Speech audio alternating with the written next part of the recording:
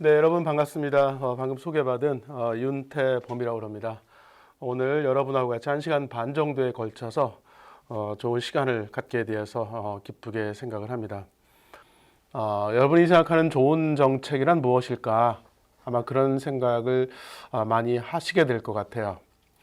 좋은 정책을 잘 만들어서 실행을 하게 되면 이것이 곧 우리에게 큰 편익으로 돌아오고 이것이 우리 지역사회, 우리나라에 도움이 되는 것 아니겠습니까? 그런 의미에서 오늘은 이 좋은 정책이라고 하는 게 뭘까? 어떻게 만들까? 이제 그런 부분을 갖고 말씀을 드리겠습니다. 주로 정책에 대한 이야기인데, 여러분 중에 뭐 정책 분야 이제 공부하시는 분 꽤 많으실 것 같아요. 또 현직 의원 활동도 많이 하시고, 당직자도 계시고, 또 학생분들도 계시는데, 아마 정책에 대해서는 다들 잘 아실 것 같은데, 오늘 제가 말씀을 드리는 것은 교과서에 없는 내용이 됩니다. 사실은요. 교과서 내용은 다 아시는 걸 전제로 하고 일종의 이제 교과서 밖의 내용. 교과서 밖이라고 했을 때는 어디냐면 현장이라고 할 수 있겠죠, 그죠? 정책 자체가 만들어지고 실행이 되고 하는 그런 현장 중심의 이야기를 좀 말씀드리려고 합니다. 저도 이 정부의 정책을 만드는 과정에 직접 혹은 간접으로 많이 참여를 해봤습니다. 실제로 정책을 만드는 데에서부터 집행하는 단계 그리고 평가하는 단계까지 전 과정을 뭐 조금씩은 다 경험을 해봤기 때문에 그러한 관점에서 여러분에게 말씀을 드리도록 하겠습니다. 목차 보시면 10개 정도로 구성이 되어 있는데요. 주로 키워드 중심으로 되어 있습니다. 오늘 여러분의 말씀드릴 내용이 주로 어떤 키워드가 되겠는가라고 하는 건데 몇 가지로 압축을 해본다면 이 좋은 정책이라는 게 뭘까? 미리 한번 여러분에게 말씀을 드린다면 저는 늘 이렇게 말씀을 드립니다. 좋은 정책은 현장에 있다. 우리가 현장을 벗어나는 순간 그 정책은 공허할 가능성이 매우 높습니다. 그래서 좋은 정책은 현장에 있는 정책이다. 현장에 뿌리를 내리는 정책이다. 라고 하는 거죠. 자, 그러면 그 현장이라는 게 뭘까? 제가 또 2가지를 크게 정리를 했습니다. 하나는 뭐냐면 현장이라고 하는 것은 말 그대로 그 현장 속에 내가 들어가 있어야 되는 것이죠. 현장에 들어감으로써 저는 어떻게 됩니까? 현장에 있는 문제들, 현장에 계신 분들하고 일종의 공감, 레포를 형성을 하는 거죠. 바로 그것이 첫 번째고, 두 번째로는 수많은 데이터들을 갖고 우리가 정책을 만들어내는데 그 데이터들이 어디서 나옵니까? 현장에서 나오는 것이죠. 그래서 현장에서 만들어진 데이터, 현장의 문제, 현장에 있는 분들과의 공감, 이런 것들을 통해서 우리가 좋은 정책을 생각할 수 있겠다라는 겁니다. 그 다음에 또 하나 말씀을 드리고 싶은 것은 정책이라고 하는 것은 특히 오늘 오신 분 중에 이제 의정활동 이미 해보신 분들, 하시는 분이 굉장히 많으신데요. 좋은 정책은 얼마든지 우리가 구상을 할 수가 있어요. 그죠? 얼마든지. 그런데 이것이 실제 정책으로 예산이 편성된 정책으로 아니면 법률이나 조례에 근거를 둔 정책으로 제대로 실행되기 위해서는 참 넘어야 될 산이 많은 것 같아요. 저는 그래서 정책에는 늘 장애물들이 있다. 일종의 정책이라고 하는 것은 허들 경계랑 같습니다. 장애물 넘기 경계랑 같은 것 같아요. 우리가 허들 경계 장애물을 쫙 넘을 때 어떻습니까? 무조건 열심히 뛴다고 장애물을 넘지는 못하죠. 오히려 그러면 장애물을 쓰러뜨리고 내가 쓰러지기도 하고 부상을 당하기도 하지 않습니까? 그러니까 내 보폭도 잘 만들어야 되고 그 다음에 속도도 그 다음에 장애물이 어디에 있는지도 미리 다 그린 다음에 그 허들을 하는 것이죠. 그죠? 그렇기 때문에 정책이라고 하는 것은 좋은 정책과는 별개로 그 정책 앞에는 수많은 난관들, 장애물들이 있다. 이 장애물을 어떻게 넘어갈 것인가? 저는 그래서 여러분들에게 이제 말씀드리고 싶은 것 중에 하나가 꼼꼼함이라는 생각이 듭니다. 꼼꼼하다. 굉장히 치밀하다라고 하는 것이죠. 우리가 이제 좋다라고 하는 것, 좋은 정책이라고 하는 것을 말할 때 이것은 좀 규범적 아니겠습니까? 얼마든지 우리는 규범적인 이야기를 할 수가 있어요. 근데 중요한 것은 좋은 것, 가치, 규범이 아닙니다. 이것을 실제로 내가 어떻게 실현하느냐, 구현하느냐가 더 중요한 것이죠. 그런 맥락에서 본다면 좋은 정책이 정말로 제대로 실행될 수 있도록 하는 엄청나게 철저한 꼼꼼함, 계획, 이런 것들이 중요하겠다라고 하는 것입니다. 그지만 그다음에 이제 마지막으로 하나 이제 미리 한번 말씀을 드린다면 여러분들 이제 의정 활동하시거나 아니면은 행정기관 방문하시거나 이 공공부문에 있으시면서 여러 가지 많은 경험을 하셨는데요. 저의 경우에도 과거에 돌이켜 보면은 이런 것들을 많이 경험했어요. 소위 이 공직에 계신 분들이 쓰는 언어들이 있어요. 그죠? 언어들. 굉장히 어렵습니다. 저만 해도 그래도 공부 많이 했고 행정학자라고 하고 그럼에도 불구하고 제가 잘 알지 못하는 언어들이 많아요.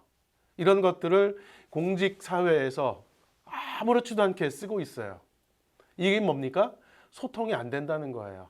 그런 의미에서 여러분께서 좋은 정책을 제안하고 그 정책을 실현시키는 일련의 과정 속에서 정말로 쉬운 언어, 그 쉬운 언어라고는 다른 게 아닙니다. 바로 이 정책에 영향을 받는 대상자가 되는 사람들이 같이 쓰는 언어, 그렇죠? 같이 수용이 되는 그런 언어를 갖고서 설명할 수 있어야 되겠다. 이런 부분들이 중요한 것 같습니다. 그래서 오늘 준비한 것은 여러 가지 많은데 그중에 핵심적인 부분을 여러분에게 미리 좀 말씀을 드렸습니다. 요건 조금 전에 말씀을 드렸던 것처럼 제가 오늘 여러분에게 말씀을 드리는 것은 정책에 대한 이야기인데 이것은 교과서 이야기가 아니라 교과서 밖의 이야기가 됩니다. 제가 이렇게 표현을 해놨습니다. 박스 안에 제가 이제 글자를 좀 볼드체로 해놨는데 정책 설계자 PD라고 해놨습니다. Policy Designer. 여러분들은 제 생각에 오늘 이 자리에 저랑 같이 함께하는 이유가 여러분들 전부 다 PD가 되려고 하는 겁니다. 정책 디자이너가 되려고 하는 것이죠. 어느 곳에 가든지 간에 의원이 되든지 아니면은 어떤 다른 활동을 하든지 간에 내가 한번 이 사회를 바람직한 사회로 바꾸어 보기 위한 PD가 됐으면 좋겠다 라고 하는 거죠. 자, 그러면 좋은 PD란 어떻게 하는 것일까? 그런 부분에 관해서 여러분하고 같이 논의를 해보려고 합니다. 몇 가지 조금 이제 재미없는 얘기도 있는데요. 늘 이거는 여러분에게 좀 규범적인 이야기이긴 하지만 늘 제가 가장 먼저 강조하는 게 있습니다. 여러분들은 이제 아주 사적인 영역에 대한 민간 부분에 대한 관심이 아니라 굉장히 공적인 공공성이 높은 분야에 관심을 갖고 지금 여기 계신 건 아니겠습니까? 도대체 그러면 공공이란 무엇일까? 그죠? 퍼블릭이란 무엇일까? 그 부분을 저는 늘 여러분께서 정책을 고민함에 있어서 늘 마음에 갖고 있어야 될 것 같습니다. 그래서 제가 간단하게 써놨습니다만은 이 퍼블릭, 공공이라고 하는 것, 여러분도 우리 영어 단어는 되게 라틴어에서 오지 않았습니까? 그 한번 어원을 찾아보니까 푸베스라고 하는 라틴어 단어에서 왔습니다. 어떤 뜻이냐면요, 열려 있답니다. 갇혀 있는 것이 아니라 열려 있다, 투명하다, 함께한다. 이게 이제 푸베스의 뜻입니다. 여기에서 우리가 퍼블릭, 그죠? 이 공공이라고 하는 단어가 나왔어요. 그러면 늘 우리는 공공 부문에 있으면서 절대 문을 닫으면 안 되고 늘 문을 열어놔야 됩니다. 문을 연다는 것은 뭡니까? 단순히 문을 여는 것이 아니라 눈을 여는 것이고 귀를 여는 거예요. 많이 보고 많이 듣고 그럼으로써 우리가 굉장히 퍼블릭 마인드를 가질 수 있겠다. 그래서 여러분께서는 우리가 이 정책을 이야기를 함에 있어서 가장 양보할 수 없는 첫 번째가 저는 이런 퍼블릭에 대한 마인드가 제일 중요하다라는 생각이 듭니다. 내가 어떻게 하면은 내가 아닌, 나 자신이 아닌, 우리 가족이 아닌 내가 소속돼 있는 지역사회, 좀 더 넓은 그런 영역을 위해서 내가 어떤 공적 마인드를 갖고 할 것인가, 이런 부분들을 항상 갖고 계셨으면 좋겠습니다. 그 다음에 좋은 정책에는 무엇일까? 몇 가지로 쭉 이야기를 해놨는데요. 이거는 뭐 얼마든지 우리가 얘기를 할 수 있습니다. 제일 마지막에 제가 빈 괄호를 하나 해놨어요. 위에 있는 것은 이제 제가 생각하는 좋은 정책을 언급을 해놓은 건데 제일 마지막 칸에는 한번 여러분들이 생각을 해보세요.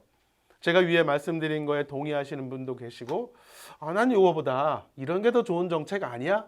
라고 생각하시는 분이 계실 수 있어요. 그죠? 좋은 정책은 굉장히 다양한 모습으로 구성이 되어 있는 거죠. 그런 의미에서 이제 여러분께서는 좋은 정책이란 무엇일까? 이런 게 좋은 정책 아니야?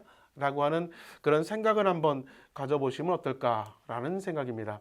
그 중에서도 한 두 가지만 살펴보면은 우선은요, 첫 번째가 삶을 좀 긍정적으로 변화시킬 수 있는 정책이 필요한 것 같아요. 삶을 긍정적으로. 즉, 내 주변에 있는 그죠? 사람들의 삶을 어떻게 하면 좀 더 긍정적으로, 좋은 방향으로 변화시킬 수 있겠는가. 그 다음에 제일 마지막에 제가 이걸 써놨습니다. 공동체를 강하게 하는 정책. 우리가 사회, 공동체라고 이야기하는 것은 뭡니까? 내 혼자 살아가는 것이 아니라 몇 사람 소수만이 살아가는 것이 아니라 늘 모든 사람들이 어울려 더불어 살아가는 것 아니겠습니까? 그러니까 좋은 정책의 특징 중에 한 가지는 이 공동체가 무너지지 않게, 약하지 않게 어떻게 하면 튼튼하게 만들어낼 수 있겠는가, 이런 것들이 또 좋은 정책이 가지고 있는 특징이 아닐까라는 생각입니다. 그렇게 본다면 우리가 지금 논의하는 좋은 정책 혹은 정책 디자인이라고 하는 것이 어때야 될지라고 하는 것에 대한 큰 어떤 감이 잡힐 것 같아요. 오늘 여기 계신 분 중에도 그 근처에 계시는 분이 있을지 모르겠습니다. 제가 금년에는 못 가봤네요. 작년에도 가보고 한 3번 정도 가본 지역이 있는데 어디를 갔냐면은 저기 벌교를 여행을 갔었습니다. 벌교를 가게 되면 거기에 아주 좋은 문학관이 하나 있죠. 태백산맥, 그 조정래 작가님 태백산맥 그 전시관이 있지 않습니까? 문학관이 있는데 거기 가면 이제 여러 가지 가보신 분들은 다 아실 겁니다. 여러 가지 이제 그분이 조정래 작가님이 태백산맥을 이제 구상을 할 때 어떻게 했는지 그게 쫙 나와 있어요, 그죠?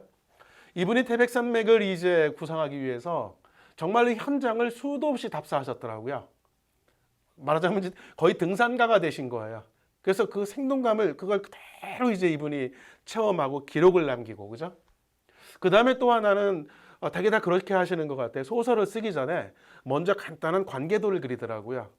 이거는 뭐 대부분의 소설가가 그렇게 하시는 것 같아요. 등장의 인물이 누가 나오는지, 성격은 어떤지, 관계는 어떤지, 갈등 관계인지, 이런 것들이 완벽한 계획도가 나옵니다.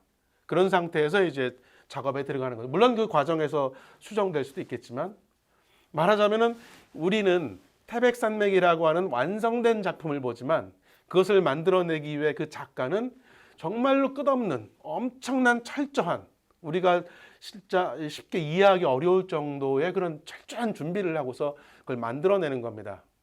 정책이라고 하는 것도 아무리 작은 정책이든 큰 정책이든 정말로 꼼꼼함이 필요하겠다. 준비가 필요하겠다. 저는 그런 것 같아요. 어떠한 정책이든지 간에 한번 내놓으면 찬성하는 사람이 한 20, 30%? 대부분 7, 80%는 반대하는 것 같아요. 왜냐하면 이 사회라고 하는 것은 어느 정도 좀 이 구조화된 것 같아요. 잘 안 움직이려고 해요. 그죠? 기본적인 성향이 약간 보수 성향이 있어요. 그러니까 웬만해서는 안 움직이려고 해요. 그러다 보니까 누군가가 새로운 좋은 정책을 내놨지만 이것을 적극적으로 처음부터 지지하는 사람은 그렇게 많지가 않아요. 말하자면 앞서 말씀드린 것처럼 장애물이 수도 없이 그 앞에 펼쳐져 있다는 거죠. 자, 그럼 이 장애물을 어떻게 우리가 건너갈 수 있겠는가? 그런 맥락에서 접근이 필요하다라고 하는 겁니다. 여러분 화면에 제가 사진을 한 10장을 올려놨는데요. 한번 지금 시간이 한 15분 지났습니다만 좀 지루하실까봐 사진을 몇 장 올려놨습니다. 전부 사진에 꽃이 들어가 있어요. 그죠? 그리고 하나만 제외하고는 전부 난입니다. 동양난도 있고 서양난도 있고, 그리고 하나는 난이 아니에요. 그건 야생화입니다. 야생화. 어느 건지 아시겠죠? 야생화. 혹시 이 꽃 여러분 중에 아시는 분 계세요? 키워보신 분? 이 꽃은 이름이 뭐냐면요, 미모사 꽃이에요. 미모사라고 있죠. 왜? 그 이파리를 탁 만지면 착 우물어들었다가 싹 펴지는, 그죠? 그러다가 또 밤만 되면 또 이파리가 쫙 오므라드는 아주 신기한 꽃입니다. 이게 미모사 꽃 핀 거예요. 이건 제가 어디 지나가다가 땅바닥에 진짜 한 5cm 정도 되는 미모사를 캐다가 집에서 화분으로 키운 겁니다. 그런 경우 아마 없을 거예요. 왜냐하면 다 죽어버려요. 이걸 제가 한 1m 정도를 키웠습니다. 꽃은 한 50개 정도 피어요. 계속 피고 지고 피고 지고를 반복을 합니다. 나머지는 전부 난이에요. 이게 전부 제 연구실에서 핀 꽃입니다. 한 번에 핀 것은 아니고요. 다 피는 때가 달라요. 제가 이것을 왜 이제 제가 찍어서 올린 건데 왜 이제 보여드리냐면, 제 방은 북향입니다. 북향이니까 빛이 안 들어와요. 빛이 안 들어오면 식물 키우기가 너무 어려워요. 아시겠지만, 그죠? 대부분 난 다 죽어버립니다.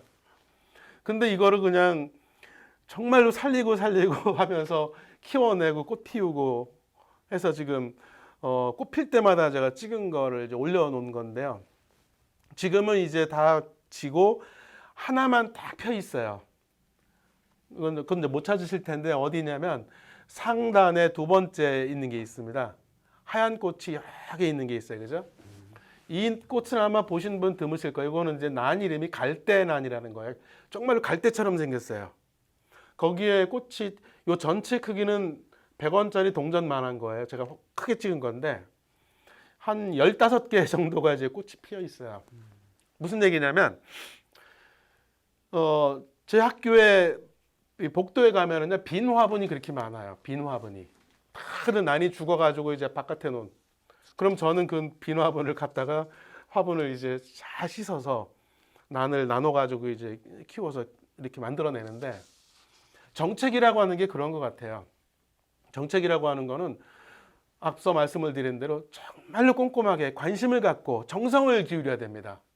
아, 좋으니까 이거 왜 당신들 이걸 왜 반대를 해?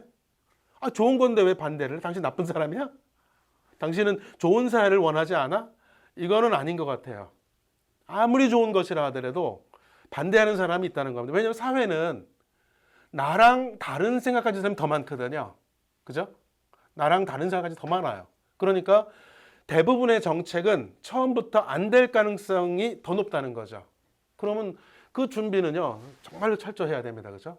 어떠한 논박이 들어와도, 어떠한 반대가 들어와도, 어떠한 문제점을 지적을 해도 능히 이것에 대해서 답을 하고 넘어갈 수 있어야 되지 않겠는가. 그래서 한번 제 꽃사진을 일부러 찍었던 것을 여기 한번 올려봤습니다. 정책이라고 하는 건 그렇다. 그래서 좋은 정책을 만드는 디자이너라면 어때야 될까? 이미 앞서 말씀을 드린 건데 키워드만 말씀을 드리면 공적인 관심, 공동체에 대한 애정, 정말로 세심함, 공감, 그 다음에 늘 새로운 것에 대한 혁신, 그죠? 그리고 똑똑해야 됩니다. 잘 알아야 돼요. 공부 많이 해야 된다는 얘기입니다. 그리고 상상력, 그죠? 현재 상태, 내 눈에 보이는 것에만 국한되면 안 되겠죠? 그래서 이건 내가 만들어낸 상상력도 있지만 다른 사람의 이야기를 정말로 많이 들어봐야 돼요. 주변에 있는 다른 사람들. 그 다음에 협상력, 그렇죠? 정책 협상력 필요합니다. 그 다음에 포용, 이런 것들이 필요해요. 제가 밑에 그냥 공간이 남아서 그림을 그려놨는데 이건 뭐냐면 이런 겁니다. 빨간색 원이 있고 노란색 원이 있는데 빨간색 원하고 노란색 원은 다른 거잖아요.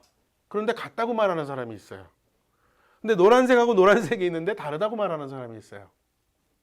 내가 보기에는 분명히 이 색인데 이건데 아니 옆에 있는 사람은 왜 나처럼 못 보는 거죠?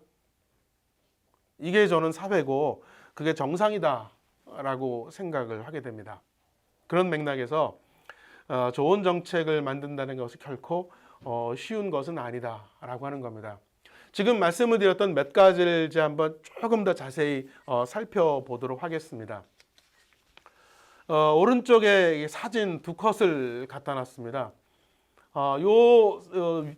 두 사진 비슷한 것들은 이제 전국에 정말 많기 때문에 뭐 설명을 드리지 않아도 될 것 같아요. 그죠? 지역마다 명칭도 조금씩 다르더라고요. 위에 있는 거는 뭐 처음에는 이제 명칭이 효도의자라고 나온 거예요. 효도의자. 그 다음에 하단에 있는 거는 효도 신발입니다. 위에는 효도의자, 밑에는 효도 신발입니다. 위에 있는 그 효도의자는요, 아마 여러분들 어떻게 만들어졌는지 다 아실 거예요. 제가 다시 한번 여러분에게 설명을 드려보면은 이거는요, 단체장이 만든 것도 아니고요, 자치단체의 공무원이 만든 것도 아니고, 지방의 의원이 만든 것도 아닙니다. 요즘 이태원 문제 때문에 굉장히 시끄럽고 참 가슴 아픈데요. 요 의자는요, 파출소장님이 만든 겁니다. 경기도 남양주에 있는 작은 파출소의 소장님이 아이디어를 내서 만든 거예요. 왜 이것을 만들게 됐냐면 갑자기 효도의자 만들어야 되겠다. 그게 아니고요. 관내의 파출소장님이 이제 쭉 보니까 여기에 이제 그 시골이니까 노인분들이 많이 계시잖아요. 이 노인분들이 이상하게 교통법규를 잘 안 지켜요. 파란불이 횡단보도에서 이 초록불이 나와야 건너가야 되는데 차 주변에 없는 것 같으면 빨간불에도 넘어가고, 횡단보도로 안전하게 가면 좋겠는데 횡단보도가 한 2, 30m 떨어져 있는데도 그거 무시하고 막 건너가는 거예요. 우리는 그렇게 이야기하죠. 아이, 노인분들은 준법 정신이 너무 없어. 문제야, 노인분들은. 그렇게 이야기를 하죠. 뭐 여러분들 생각 크게 다르지 않을 것 같아요. 그죠? 근데 그거를 이 파출소장님은 그렇게 안 봤어요. 아니, 왜 그런 일이 벌어지지? 그리고 왜 노인분들 시골에서 사고가 많이 나지? 이렇게 생각을 하신 거예요. 이 파출소장님은. 한 10m만 걸어가면 횡단보도가 있는데 이 노인분들은 다리가 아프고 허리가 아파요. 그 10m를 못 건너가요. 젊은 친구들은 뛰어서라도 건너가는데 이분들은 그걸 못 걸어가는 거예요. 바로 코앞에 집이 있으니까, 갈 목적지가 있으니까 위험을 무릅쓰고 건너가는 거예요. 신호등이 초록불이 아니어도 위험을 무릅쓰고 건너가요. 횡단보도에 1분, 2분 서 있는 게 너무 허리 아프거든요. 그러니까 무릅쓰고 건너가는 거예요. 파출소장님은 그것을 본 겁니다. 아, 이분들은, 노인분들은 허리도 아프고 다리도 아프고 의자가 필요하겠다.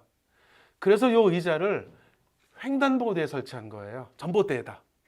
그래서 앉을 때는 의자가 접힙니다. 그러다가 이제 앉을 때 이제 펴서 앉는 거죠. 자, 그런데 파출소에 이런 예산이 어디 있어요? 파출소는 예산 없어요. 정말로 돈 없는 데가 파출소입니다. 그 돈 어디서 마련하죠? 경찰서에서 주나요? 남양주시에서 주나요? 택도 없죠. 그래서 이분이 관내에 여러 이제 독지가들, 기부하실 분들을 찾아 나선 거예요. 아, 이렇게 좋은 생각이 있는데 이거 좀 만들면 어떻겠느냐. 그래서 자발적으로 기부받아서 만든 겁니다. 아이디어 내고 공장 가서 만들고 해서. 그렇게 해서 만들어진 게 이 효도의사입니다. 어떻습니까? 이 파출소장님은 노인의 마음으로 간 거예요. 그 문제가 왜 발생하는지 아주 근본적인 원인을 들여다본 겁니다. 하단의 의자, 제가 효도 신발이라고 그랬죠. 신발이 좀 좀 널찍하고 그러니까 편하겠다. 그러니까 효도 신발인가 보다. 그게 아니고요.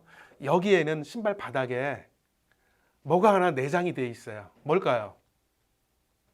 GPS 칩이 하나 내장이 되어 있습니다. 이거는 고양시 보건소가 만든 겁니다.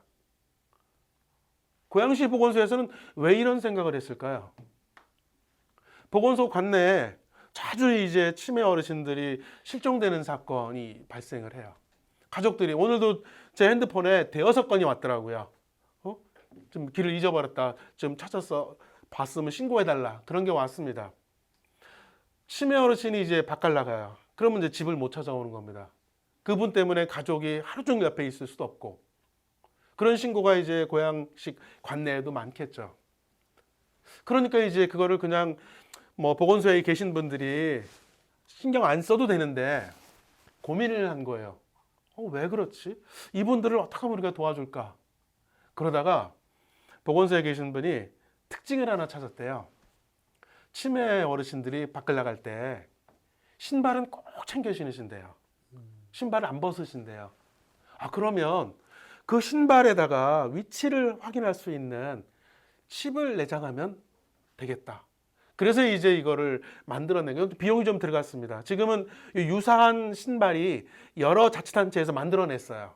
그래서 명칭이 조금씩은 다른데 그 출발은 이제 고양시 보건소에서 했는데, 제가 말씀드리려는 건 뭐냐면 우리 눈에 보이는 현상하고 그 다음에 그것이 발생하게 된 원인, 문제는 굉장히 차이가 있을 수 있다. 그런데 그 문제를 정말로 제대로 바라보려면 마음이 있어야 돼요. 그죠? 그 상대방에 대한 마음, 같은 공감, 레포, 이런 것이 있어서 이런 문제인식이 가능하지 않겠는가라는 그런 생각이 드는 겁니다. 이거는 실현은 안 된 겁니다만 이것도 한번 참고로 보시기 바랍니다. 이거는 이제 제가 만든 정책이었는데요. 이건 실현은 안 된 겁니다. 이건 뭐냐면 박스에 보시면은 이게 한 5년 전에 만든 자료인데 5년 전 기준으로 지금도 뭐 5,000km는 안 될 것 같아요. 5년 전 기준으로 전국의 고속도로가 한 4,500km 총 연장이 그 정도 됩니다. 그 중에 23%가 이용률이 낮다고 그랬잖아요. 고속도로도 여러분 등급이 있어요. A등급에서부터 쫙 7단계인가 등급이 있어가지고 제일 높은 등급은 뭐냐면요. 고속도로를 이제 개통을 했어요. 그러니까 사람들이 잘 모르니까 차들이 안 다녀요. 거의 뭐 아우토반처럼 다녀도 되는데 이런 데가 이제 최상위 등급입니다. 그 다음에 제일 아래 등급은 어디냐면은 예를 들어서 서울로 진입할 때 아침에 러시아워 때 그런 고속도로요. 고속도로로서의 기능이 사라져버린 도로가 있어요. 그죠? 이게 이제 제일 밑에 있는 등급의 이제 도로입니다. 그래서 이 도로를 전국의 고속도로를 제가 다 체크를 해봤습니다. 한 3년치 데이터를 갖고 체크를 한 겁니다. 이 데이터 모아놓은 데가 없어요. 도로공사가 이 데이터 어디다 잘 분석해서 모아? 없어요. 그냥 로우 데이터만 있습니다. 이걸 제가 전부 찾아가지고 다 끄집어낸 겁니다. 그래서 3년치를 계산을 했어요. 그래서 등급을 쫙 해보니까 한 23% 정도가 등급이 한 최고위 등급 한 2개 정도 돼요. 그런데 도로도 처음 만들면 토행량이 늘어나고, 그죠? 그러면 이제 토행량도 늘어나고 하면은 이제 이용률이 올라가는 거잖아요. 그런데 3년 동안 이용률의 변화가 없는 것만 찾은 거예요. 3년 동안 이용률의 변화도 없고 이용률도 낮고. 자, 그러면 이런 생각을 한 겁니다. 저는 어떤 생각을 했냐면 제가 이제 여행을 좋아하고 자동차 여행을 특히 좋아하기 때문에 이런 생각을 한 건데, 예를 들어서 제일 하단에 보세요. 제가 박스로 해놨는데 이게 무슨 도로냐면은 흔히 말하는 88고속도로입니다. 광주에서부터 대구까지 가는 88고속도로인데 이게 워낙 사고도 많은 도로기도 합니다. 어쨌든 간에 이 고속도로를 갖다가 쫙 분석을 하고, 그 다음에 이 고속도로 옆에는 되게 지방도가 있어요. 뭐를 비교를 했냐면은 같은 시간에 이 고속도로를 이용하면은 예를 들어서 광주에서 대구까지 얼마 걸리는지, 그 다음에 고속도로 이용하지 않고 지방도로 이용하면 얼마 정도 걸리는지를 계산해 보니까 한 40% 정도의 시간이 더 걸리더라고요. 그런데 이용객은 많지 않아요. 그 생각을 한 겁니다. 아니, 우리가 고속도로를 만드는 이유는 뭘까? 먼 길을 빠르게, 안전하게, 쾌적하게 가려고 하는 거잖아요. 그죠? 그런데 이용객이 없어요. 근데 무료를 못해요. 왜냐하면 우리나라 고속도로는요, 유료도로법에 적용을 받아요. 그러니까 우리 머릿속엔 뭐가 있냐면 고속도로는 무조건 유료다라고 하는 게 우리 머릿속에 있어요. 고속도로가 무료라는 생각을 안 해요, 아무도. 근데 여러분들 중에 해외여행 많이 가보셨잖아요. 미국도 가고 유럽도 가고 많이 가보셨지 않습니까? 거기서 유료 고속도로 타본 경우가 아마도 거의 없을걸요. 저도 시내에서는 그런 거 조금 일부는 있는데 약간만 외곽 벗어나면 고속도로에서 저 유료도로 타본 적이 없어요. 왜 우리는 고속도로는 유료도로? 물론 여러 가지 이유가 있겠죠. 뭐 경비 뽑고 여러 가지 있습니다. 어쨌든 간에 우리가 고속도로를 만드는 이유는 돈을 벌려고 하는 게 아니라 먼 거리를 빠르고 안전하고 쾌적하게 가려고 하는 거라면, 실제로 저기도 계산해 봤어요. 이게 탄소 배출량도 줄여줘요. 지방도로 가는 것보다 고속도로 가면 연료 효율이 높아지기 때문에 그런 것까지 이제 계산해 봤어요. 그 데이터가 정리되어 있지 않은 거를 진짜 이게 제가 이 전공도 아닙니다만 그냥 온갖 데이터를 다 뽑아내고 해가지고 이제 계산한 거예요. 자, 그래서 우리나라도 앞으로 고속도로 무료로 가면 안 될까? 그 생각을 한 겁니다. 그래서 이제 시범적으로 이 남쪽에 있는 고속도로하고 오른쪽에 있는 동해고속도로 있죠. 삼척에서부터 속초까지를 또 뽑아본 거예요. 여기도 비슷합니다. 그래서 여기를 먼저 무료로 하면 어떨까? 그 상황을 봐서 나머지도 이제 확장을 하면 어떨까? 그 생각을 이제 한 거죠. 될지 안 될지는 뭐 그 다음에 문제 또 여러분 중에는 또 생각이 다를 수도 있고 또 이것이 갖는 부작용도 일부는 있어요. 그죠? 왜냐하면 실제로 그런 케이스가 많잖아요. 그냥 일직선으로 이제 도로를 만들다 보니까 예전에 이 구불구불한 지방도라든지 이런 도로에 형성되어 있던 경제권이 무너져 버리는, 거죠. 그런 부작용도 이제 고민은 해야 되겠죠. 어쨌든 간에 발상의 전환이 필요하겠다. 이거는 이제 이 남쪽에 대한 이야기입니다. 아마 이 근처에 지금 지역 계신 분도 있으실 것 같아요. 그죠? 여기 이제 보시면은 고흥 쪽 이야기입니다. 대부분의 분들은 이제 육지에 살고 계시죠. 육지에 살고 계시니까 우리가 누리고 있는 교통 서비스에 대해서 우리는 당연한 것으로 생각을 합니다. 뭐 당연한 거지. 또 육지에서 누리는 우리 교통 서비스, 교통 요금은요 굉장히 저렴합니다. 큰 부담 안 가져요. 지역에 따라서 뭐 100원 택시, 1000원 택시 뭐 다 있잖아요, 그죠? 엄청나게 저렴한 비용으로 우리가 누립니다. 근데 도서 지역에 계시는 분들은 그렇지 못해요, 그죠? 도서 지역에 계시는 분들은 훨씬 많은 비용을 도서 지역에 계시다는 이유만으로. 그래서 그분들에게는 우리가 누리는 보편적 교통 서비스를 누리지 못한다면, 그래서 그 사례가 이제 요 박스에 제가 설명을 해놓은 겁니다. 이분들에게는 우리와 같은 육지에 살고 있는 분과 같은 교통 서비스, 보편적 서비스를 누릴 수는 없을까? 그래서 이제 연안저격선에 대한 공영제까지는 못 간다 하더라도 준공영제만이라도 실현하면 어떨까? 이제 그런 생각을 해보는 겁니다. 이제 왜 같은 대한민국 사람인데 똑같은 정책의 어떤 혜택을 누리지 못할까?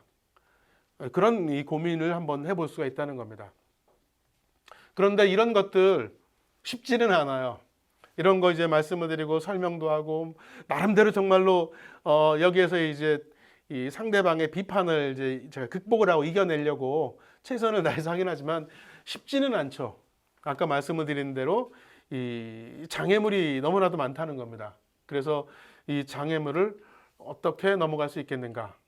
그래서 저는 저도 아까 말씀을 드린 대로 정책을 만드는 과정 또 제안도 해보고 온갖 것을 다 경험을 해봤는데 쉽게 된 것은 하나도 없어요.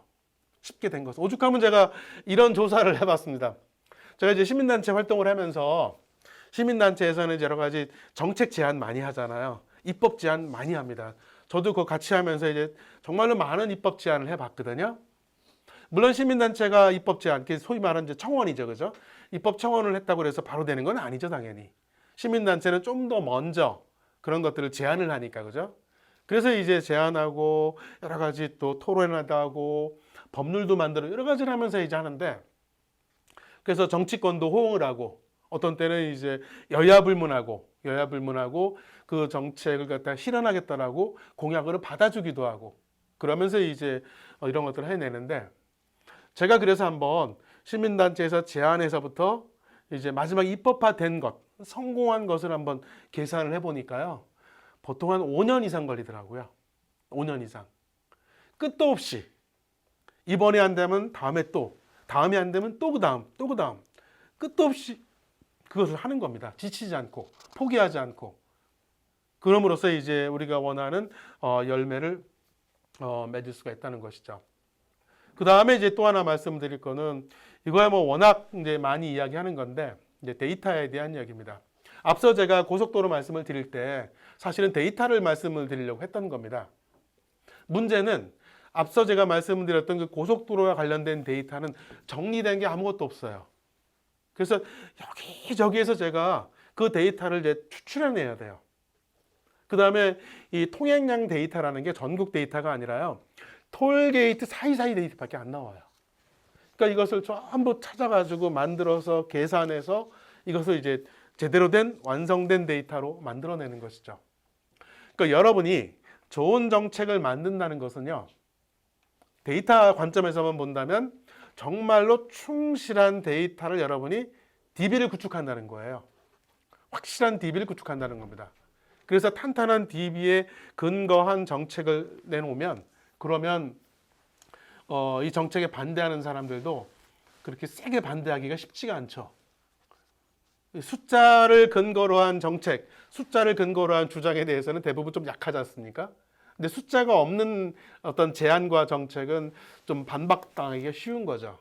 그런 의미에서 여러분께서 데이터를 늘 만들어내야 되겠다라고 하는 겁니다.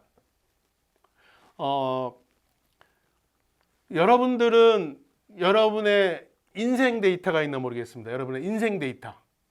제 인생 데이터는 약간 그냥 즉흥적으로 만들어낸 말인데요. 무슨 얘기냐면 내 마음속에 내가 가지고 있는 숫자가 있는가를 좀 여쭤보는 거예요. 숫자.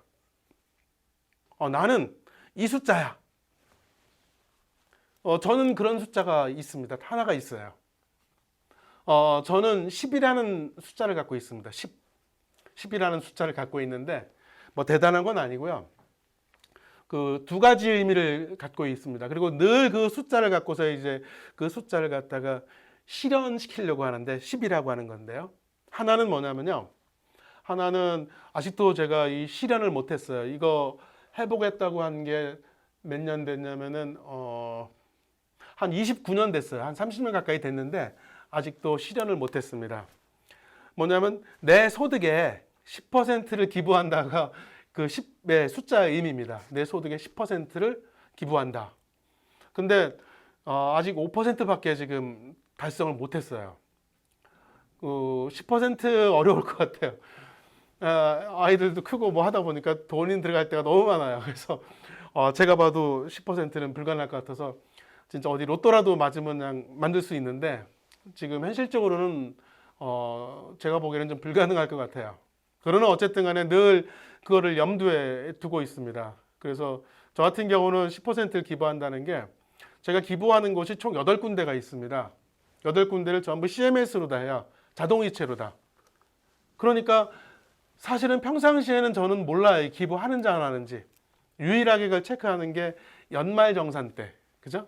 연말정산 때 이제 기부금에 대한 공제를 해주니까 그때 이제 종합 데이터가 딱 나오잖아요. 그때 이제 확인을 하는 겁니다.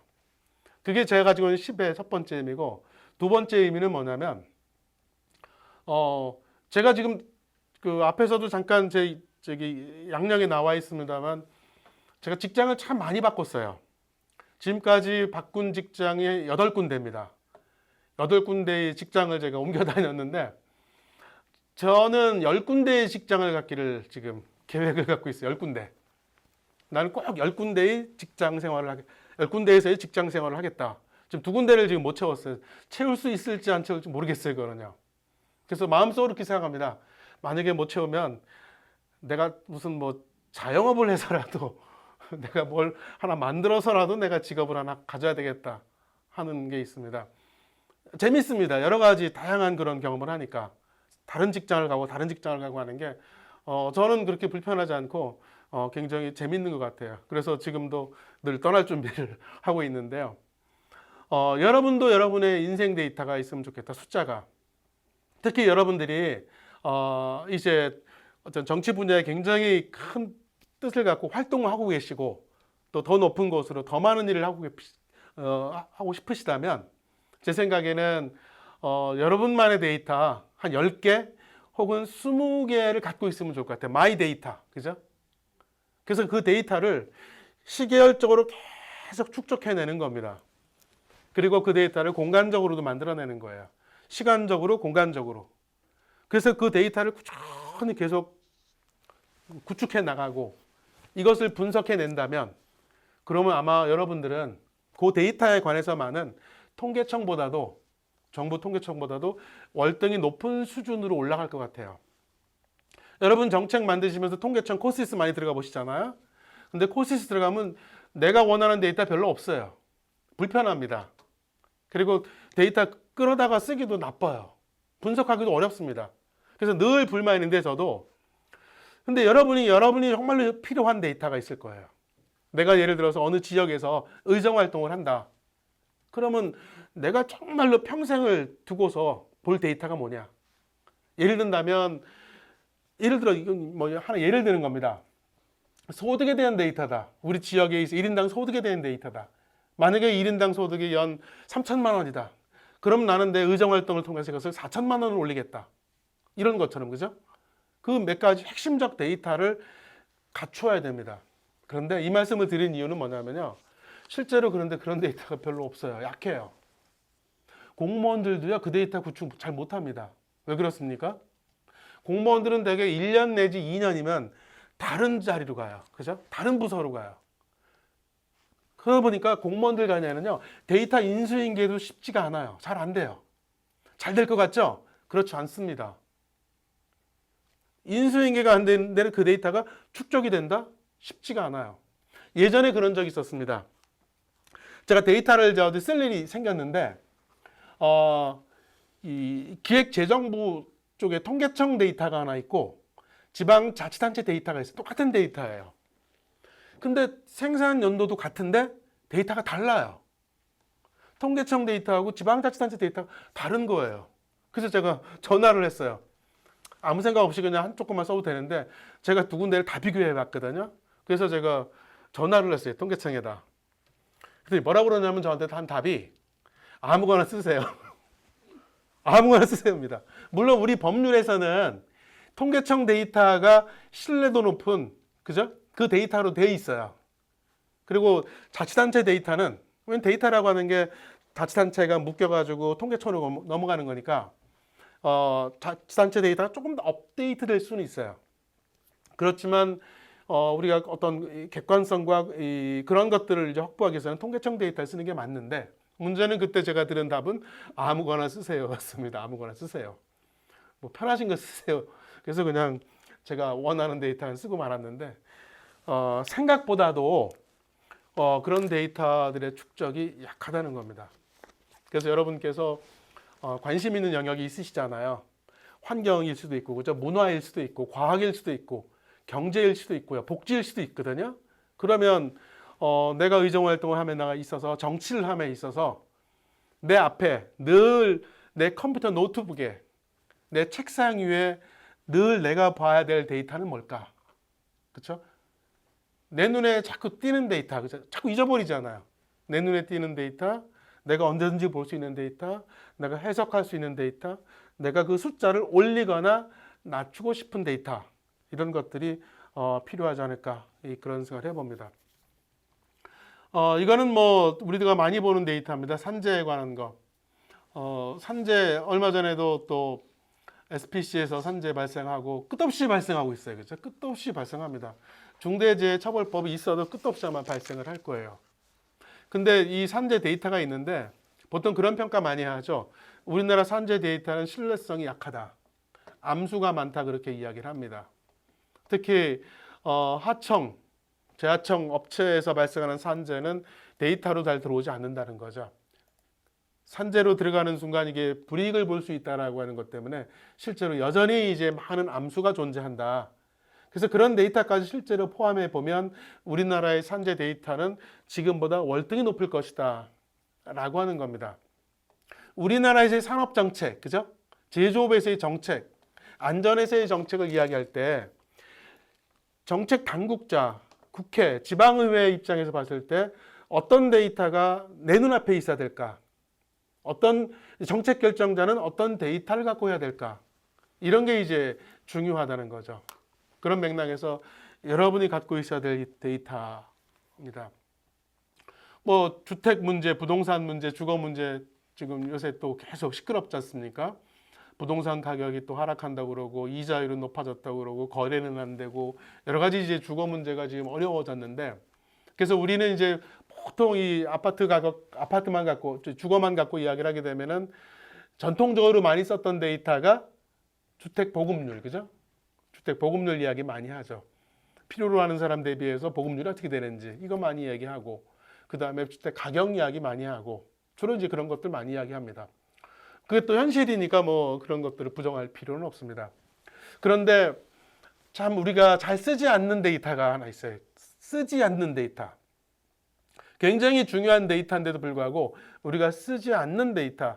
주변 분들한테 물어보면 의정활동 하시는 분한테도 물어보면 19이 아니죠. 100에 99는 모르시더라고요. 처음 들어봤다라고 하는 게 뭐냐면 임금에는 최저임금이라는 게 있잖아요. 그죠? 주택에는 주거에는 최소 주거 기준이라는 게 있죠. 우리 법에서 최소 주거 기준이라는 게 있습니다. 최소 주거 기준이라고 하는 게 있는데 여러분들은 한번 나중에 검색을 해보시기 바랍니다. 아시는 분 계실 수도 있어요. 특히 지금 의정활동 하시면서 도시 주택에 계시는 분들은 대부분 다 아실 텐데 최소 주거 기준이라는 게 있습니다. 최저임금이라고 하는 것이 적정 생활에 가능하게 해주는 임금이 아니듯이 최소 주거 기준이라고 하는 것도 적정한 사람다운 삶을 누릴 수 있는 생활을 누릴 수 있는 공간 면적은 아니에요. 대략 제가 계산을 해보니까 3인 가족을 기준으로 해보죠. 3인 가족. 3인 가족이라고 하면 이제 예를 들어서 결혼한 가정을 얘기하는 겁니다. 예를 들어 자녀가 한 명 있고 근데 우리 최소 주거 기준 대충 따져보니까 한 10평 되는 것 같아요. 10평. 3인 가족을 10평 기준으로 해놨어요. 여러분들 3인 가정이라고 생각하고 10평으로 한번 여러분 집을 설계를 해보세요. 어떤 설계도가 나오는지. 제 생각에는 설계도가 안 나와요. 부엌을 없애버리거나 화장실을 없애거나 현관을 없애거나 뭘 없애야 돼요. 그죠? 그렇지 않으면 10평짜리 못 만들어냅니다. 3인 가족. 이게 우리가 가지고 있는 기준이에요. 만약에 이런 주택정책, 주거정책을 살핌에 있어서 최소 주거기준 데이터를 놓고 우리나라의 주거 환경을 본다면, 예를 들어서 최근 데이터는 제가 확인을 못했는데 서울시에 최소 주거기준 이하에 사는 비율이 얼마나 될까요? 최소 주거기준 이하. 엄청납니다. 제가 기억하기로 거의 2자리 숫자에 가까웠던가 그래요. 사실은 그 기억이 정확하지 않습니다. 최근에 저도 안 봤어요. 몇 년 전에 본 데이터인데 생각보다도 주거 환경이 열악하다는 거예요. 주거 복지 수준이. 물론 지방은 조금 나아요. 왜냐하면 이제 서울이 워낙 수도권이 부동산 가격이 높다 보니까 이제 그런 부분이 있긴 한데 전국 단위로 본다면은 최소 주거 기준 이하에 사시는 분들이 우리가 생각하는 것보다도 많다라고 하는 겁니다. 자, 그렇다면 우리가 주거 정책, 주택 정책을 함에 있어서 어떤 기준, 어떤 데이터를 갖고 있어야 될까? 그런 이제 고민을 해보는 겁니다. 말씀드린 대로 이 정책이라고 하는 게 누구나 다 좋은 정책을 만들려고 그러죠. 나쁜 정책을 만들려고 하는 정치인은 아무도 없을 거예요. 그죠? 누구나 다 좋은 정책을 만들려고 합니다. 나름대로. 그죠? 나름대로. 그런데 이제 그게 잘 안 되는 경우도 있는 거죠. 아니면 너무 이제 한쪽 데이터를 갖고 아니면 한쪽 입장만 좀 갖는 경우가 있기 때문에 잘 안 되는 건데, 어쨌든 정책이라고 하는 거는 야누스와 같아요. 왜 그러냐면 정책에는 늘 이해가 있기 때문에, 그죠? 이로움과 해로움이 늘 공존해요. 정책이 모든 사람들한테 다 이익만 주는 정책은 아마 없을 거예요. 성경은 모든 사람에게 이로움을 주죠. 그죠? 성경은. 그죠? 성경은 모든 사람에게 이로움을 주는데 정책은 불행히도 그렇지 못해요. 아무리 내가 고민하고 아무리 정책을 잘 만들고 모든 것을 고려하려고 하더라도 그 정책으로 인해서 손해를 보는 사람이 생겨요. 그럼 이익을 보는 사람보다는 손해를 보는 사람의 저항이 더 커요. 이건 당연한 겁니다. 자, 그렇다면 어떻게 할 것인가? 그래서 말씀드린 대로 좋은 정책에도 좋은 정책이니까 피해자가 없다. 좋은 정책이니까 피해자는 이건 어쩔 수 없는 거야 라고 넘어갈 건지, 아니면 그러한 정책으로 인한 피해자도 충분히 고려하면서 할 건지. 저는 모든 사람을 만족시킬 수는 없지만, 흔히 말하는 경제에서 파레토 최적처럼, 그렇지만 그래도 그러한 관심, 그러한 관점에서 정책을 들여다보는 것은 필요하겠다라는 생각입니다. 왜냐하면 우리 정치가 이루어지는 공간이 다양성의 공간이기 때문에 이제 그렇다는 얘기죠. 다양성, 아주 똑같은 표준화된 공간이 아니라는 거죠. 여기 제가 그 사진 하나 올려놨는데요. 이 사진은 이제 그 시집 표지입니다. 시집 표지. 시가 4개로 왔다. 여기 저자 이름이 써 있네요. 저자가 아니죠. 편저자죠. 편저자. 김용택 시인이라고죠. 섬진강 시인으로 많이 알려진, 이제 정년퇴직 하셨더라고요. 선생님 하시다가 이분이 쓴 시집이 약간 썼다고 하긴 애매하네요. 이분이 좋아하는 시를 모아놓은 시집입니다. 이분이 좋아하는 다른 시인의 시를 모아놓은 거예요. 이게 아마 3권인가 4권까지 나왔나 그럴 거예요. 시리즈로 쭉 나왔는데 이건 그 중에 제일 첫 번째 나온 겁니다.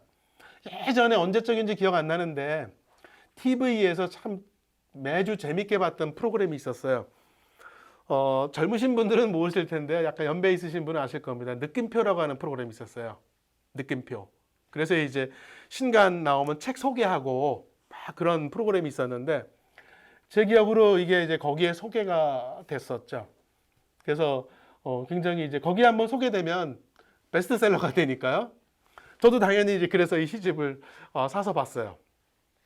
사서 봤는데 이 시집이 어떻게 구성되어 있냐면은 이분이 좋아하는 시가 이제 한쪽에 있고, 그 다음에 옆에는 이 시를 이 김용택 시인이 읽고 난 감상평을 써놨어요. 시, 감상평. 모든 시를 그렇게 해놨거든요. 그래서 저도 이제 그대로 읽었어요. 그 시를 읽고 그 다음에 김용택 시인의 감상평을 읽었어요. 그랬더니 김용택 시인의 감상평하고 제 마음이 비슷한 거예요. 그러니까 기분이 좋죠. 야, 내가 시인의 마음을 가졌나? 그래서 이제 흐뭇하게 이제 계속 읽어 나가는데 몇 군데에서 걸려요. 도저히 김용택 시인의 감상평이 마음에 안 들어와요. 다시 시를 읽어봤어요. 그 다음에 또 감상평 읽어봤는데 그 마음이 안 생겨요. 왜 이렇지? 왜 김용택 시인의 마음을 내가 일치하지 않지? 계속 읽어본 겁니다. 근데 안 돼요. 같은 시를 놓고 그 짧은 시를 놓고 사람들마다 받아들이는 게 다른 거죠. 그죠? 같은 현상을 놓고 같은 사물을 놓고 같은 문제를 놓고 사람들마다 생각하는 게 다 다를 수 있다라는 겁니다. 그래서 저는 이 시집을 대학교 이제 이 강의 전공 과목 강의 때 부교재로 썼어요. 제가 그때 담당했던 과목이 뭐냐면 방법론이라는 과목입니다. 사회과학 방법론. 뭐 데이터 분석하고 뭐 이러는 겁니다. 조사하고 서베이하고 분석하는 과목인데 여기에서 제가 이것을 부교재로 시집을 썼어요. 학생들한테 이것을 부교재로 쓰고 읽으라고 한 이유는 뭐냐면 이제 행정학과니까 제가 행정학은 사회를 대상으로 하는 거잖아요. 그죠? 이 사회라고 하는 것은 정말로 다양하지 않느냐. 그죠? 전부 다 나와 다른 생각을 가진 사람들로 모여 있는 게 사회 아니냐. 너랑 같은 생각일 거라고 절대 생각하지 마라. 그래서 이제 그런 의미에서 이 시집을 읽게 했습니다. 그랬더니 이 전공책이 비싸잖아요. 보통 2, 3만 원씩 하는데 학생들이 전공책은 잘 안 사요. 뭐 사는 학생이 한 3, 40% 될까? 대부분 도서관에서 빌려오거나 선배들 물려받거나 중고책 사는데 그때 제 기억으로는 이 시집은 전원이 샀어요. 전원이 학생들이. 전공보다도 이게 좋았나 봐요. 그래서 전원 이 시집을 아주 샀던 그런 기억이 새롭습니다. 그래서 우리가 정책을 고민하고 생각할 때 데이터에 근거해서 다 좋은데, 그죠? 철저하게 다 좋은데 기본적으로 이런 열린 마음으로 해야 되지 않는가 그런 생각이 듭니다. 그 다음에 정책이 제가 장애물이 많다고 한 여러 가지 이유가 있는데 그 중에 하나가 이게 돈이 들어가는 거잖아요. 그죠? 정책 중에 돈이 안 들어가는 말로만 하는 정책은 별로 없어요. 대부분 돈이 많이 들어가요. 그러니까 또 반대가 많은 거죠. 그러니까 이 정책을 그래서 꼼꼼하게 해야 되는 이유가 이 돈이 들어가는 예산이 들어가는 국민의 혈세가 들어가는 거기 때문에 어떻게 하면은 정말로 효율성, 효과성 있는 정책을 만들 건가? 실패하면 안 됩니다. 실패한다는 것은 국민의 세금이 날아가는 거니까요. 반드시 정책을 만들었으면 성공을 시켜야 됩니다. 그러기 위해서 필요한 게 이제 실험이라는 거죠. 그죠? 실험 많이 해봐야죠. 오른쪽에 있는 제가 사진 올려놓은 거는 이제 요즘 메타버스 유행 많이 하지 않습니까? 그 홈페이지 제가 그냥 캡처해서 올려놓은 건데 실제로 요즘 메타버스 이용해서 의사결정하는 데가 많더라고요. 제가 알기로도 지방자치단체도 있고 지방의회도 있는 것 같고 노동조합도 뭐 하는 것 같고 케이스가 꽤 많이 나옵니다. 그래서 이 가상의 공간에서의 뭐 이런 정책까지는 많이 올라가진 않지만 그래도 상당히 많은 시뮬레이션 의사결정 그래서 이 메타버스를 활용한 것들이 꽤 많아서 그래서 이 정책에 관해서는 어쨌든 많은 시뮬레이션을 해보는 그 시뮬레이션이 가능하려면 그 앞에 조건들 중에 특히 이제 데이터 같은 것들을 철저히 저희가 이 준비를 해 놔야 되겠죠. 그런 맥락에서 이제는 좀 다른 차원으로 이 정책이 가고 있다. 그 다음에 이 정책이라고 하는 것도 때가 있는 것 같아요. 타이밍이 있습니다. 좋은 정책이니까 당연히 된다가 아니죠. 좋은 정책인데 흔히 말하는 우리 이 정책학에서는 그것을 정책의 창이라고 합니다. 팔러스 윈도우라고 그러는데 그 창이 활짝 열릴 때가 있어요. 그때는 그냥 부실한 법도 훅 넘어가 버려요. 문제가 많은 법도 그냥 툭 통과돼 버립니다. 근데 정책의 창이 안 열리면 정말로 꼼꼼하게 만드는데도 거기 못 넘어가 버려요. 근데 문제는 이제 어쨌든 정책 창이 열릴 때 훅 넘어가려면 그러면 준비가 돼 있어야 되겠죠. 여기서 말하는 정책의 창이라는 게 뭐냐면 사건 사고예요. 대부분은 사건 사고가 대형 사건 사고 전국적인 전 국민의 이목을 집중시킨 사건이 발생하게 되면 대개 이제 그 관련된 정책들은 좀 꼼꼼한 검토를 거치지 못한 채 그냥 훅 넘어가는 경우가 꽤 있어요. 그래서 나중에 이제 막 문제가 되기도 하는데 어쨌든 간에 정책의 창이 열렸을 때 그래도 뭔가 정책이 되려면 그러면 늘 준비가 되어 있어야 된다. 그런 생각이 듭니다. 그러니까 준비는 시간이 걸린다라고 하는 거죠. 예를 들어서 지금 이태원 참사가 발생을 했습니다. 그러면 정부는 이제 이러저런 정책을 막 내놓겠죠. 정말로 빨리 내놓을 겁니다. 여러분 어떻습니까? 이렇게 큰 참사가 발생했는데 대안이 금방 나오나요? 그 대안은 실현성이 있을까요? 진정성이 있을까요? 그렇지 않을 겁니다. 그냥 탁상공론 또 해서 만든 정책일 가능성이 매우 농후해요. 빠른 게 중요한 것이 아니라 정말로 제대로 된 정책을 만들어서 내놔야 되는 겁니다. 근데 이제 조만간 이런저런 정책들 막 나올 겁니다. 그런 우를 범하지 않았으면 좋겠어요. 우리는 정책을 참 빨리 만들어내요. 경우에 따라서는 오전에 문제로 쳐들어지면 오후에 대안이 나와요. 그 다음날 대안 나오고 그 다음날 대안 나오고. 아무 의미 없는 장난이죠, 사실은. 그리고 그 정책을 만든 다음에 아무도 신경 쓰지 않는, 그죠? 그런 의미에서는 제대로 준비해서 제대로 된 정책을 만들어내야 되겠다. 그 다음에 이제 언어에 대한 얘기입니다. 제발 쉬운 언어를 썼으면 좋겠다. 제가 여기 자곤이라고 표현했는데요. 영어식 표현으로 한다면 자고니스트라는 게 있습니다. 자고니스트. 자고니스트가 뭐냐면요. 남들 모르는 말을 하는 사람들이에요. 남들 모르는. 몇 개의 전문 용어를 갖고서 막 뱉어버려요. 그러면 대부분의 사람들은 그거 모른다고 하면 좀 창피하니까 아는 척 해버리고 말아요, 그냥. 근데 전문가들이 자기 전문가 티를 내는 방법 중에 하나가 뭐냐면 상대방이 모르는 용어 써버리는 거예요. 전문 용어. 근데 내용 들여다보면 사실은 아무것도 아니에요. 사실은 아무것도 아닌데 그런 용어를 갖고 장난을 쳐버리는 거예요. 너네 이 용어 모르지? 나는 알아. 그러면서 이제 막 전문가 티를 내버리는 거죠. 우리가 지금 만드는 정책, 우리가 고민하는 정책은 그냥 정책을 위한 정책이 아니라 지역을 위한, 지역 주민을 위한, 공동체를 위한, 보다 나은 삶을 위한 정책이라면 상대방이 그 정책을 한마디를 했을 때 그대로 알아야 되겠죠. 그죠? 설명이 필요 없어야 돼요. 해석이 필요 없어야 됩니다. 그렇게 쉬운 언어로 설명을 하고 표현하고. 오른쪽에 제가 제가 번역한 게 아니고 번역서 책 표지를 제가 캡처해 왔는데 여기 보시면 성이라고 되어 있어요. 산꼭대기에 성이 있네요. 프란츠 카프카의 그 캐슬이라는 소설 있잖아요. 그죠? 그 번역본 엄청나게 많이 나와 있죠. 이걸 갖다가 제가 이제 옮겨 놓은 건데요. 이 프란츠 카프카의 캐슬이라는 성이라고 하는 소설에서도 그 성에 들어가기 위해서 이제 끝도 없이 노력을 하는데 건축가가 결국엔 지지는 못하는, 그러면서 이 성이라고 하는 견고함. 정부도 어떤 맥락에서 본다면 견고한 성이고요. 의회도 어떤 의미에서는 견고한 성일 수도 있어요. 견고한 성이 돼서는 안 된다. 그죠? 견고한 성이 아니라 우리가 퍼블릭 뭐라고 그랬습니까? 열려 있다고 그랬잖아요. 개방적이다, 함께한다, 투명하다. 그래서 퍼블릭에서 나온 단어 중에 뭐가 있냐면 광장이라는 게 있습니다. 아고라. 아고라라고 하는 단어도 푸베스에서 나온 단어입니다. 그런 맥락에서 네, 좋은 정책, 허들 넘기라고 그랬어요. 그죠?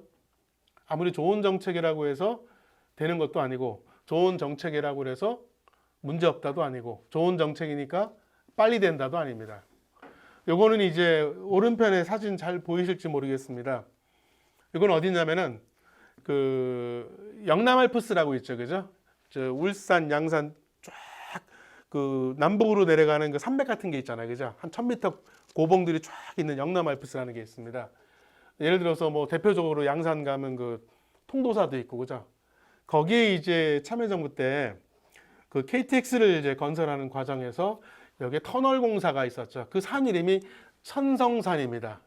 그리고 거기 있는 큰 산 이름이 원효봉이에요. 지금은 여러분들 검색하면 천성산 터널 안 나옵니다. 참여정부 때 뉴스로는 검색이 되는데 지금은 천성산 터널이 없어요. 지금은 원효 터널이라고 합니다. 그 원효봉이 있기 때문에 여기에 이제 터널 공사를 하는데 KTX 다들 원했잖아요. 빨리 가는 거니까. 근데 그때 거기에 스님 한 분이 이제 단식 투쟁도 하고 막 그랬죠. 그죠? 그래서 그때 뭐 도롱뇽 이야기다 환경 이야기 이제 많이 나왔었는데 옳고 그름의 문제를 지금 말씀을 드리는 게 아닙니다. 거기에 이제 그 터널 밑에 천성산이라고 그랬잖아요. 원효봉이 있고 여기에 한쪽에는 뭐가 있냐면요. 통도사가 있습니다.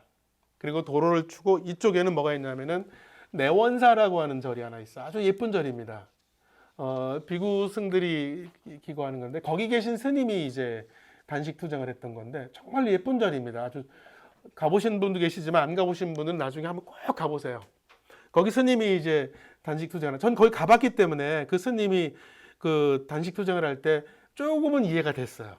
환경 문제도 있지만 그런 여러 가지를 생각하면서 좀 이해되는 부분이 있다. 이제 그런 생각을 했던 건데 이게 이제 이분 단식 투쟁하고 그러면서 공사가 굉장히 오랫동안 지연되고 뭐 그랬었죠.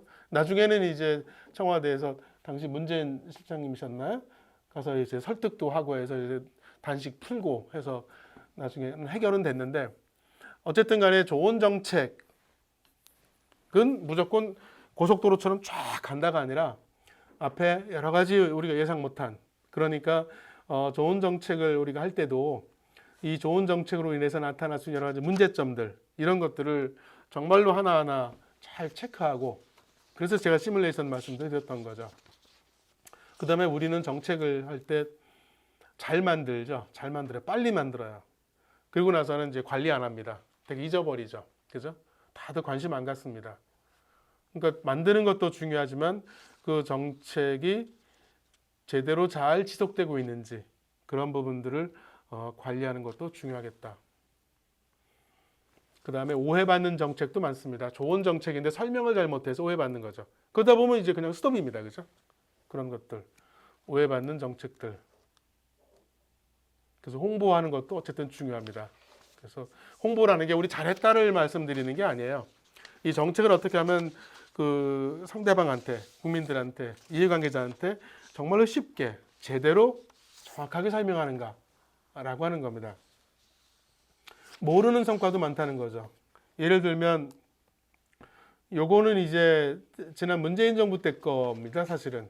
그 중에서도 이게 아마 시중에 이 책이 나와 있나 모르겠습니다. 파일은 어딘가 돌아다니기도 할 것 같은데 그 오른쪽에 두 가지가 있는데 뭐냐면 하나는 100대 입법이라는 게 있고요. 또 하나는 국제지표라는 게 있습니다. 100대 입법은 뭐냐면 문재인 정부 5년 동안 이 법이 새로 제정된 거 혹은 개정된 것들이 있어요. 재개정된 겁니다.